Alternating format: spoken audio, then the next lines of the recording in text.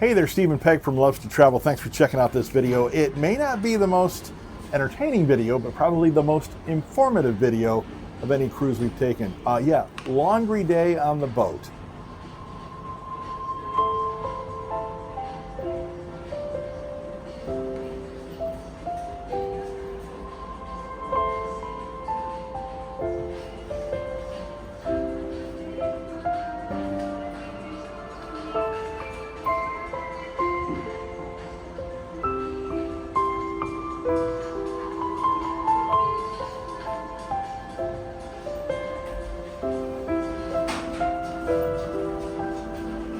Now, the one thing that's different from this boat than any other boat that we've taken on, we didn't need to use coins to make the washers and dryers work. We just needed to use our Star.Princess Medallion.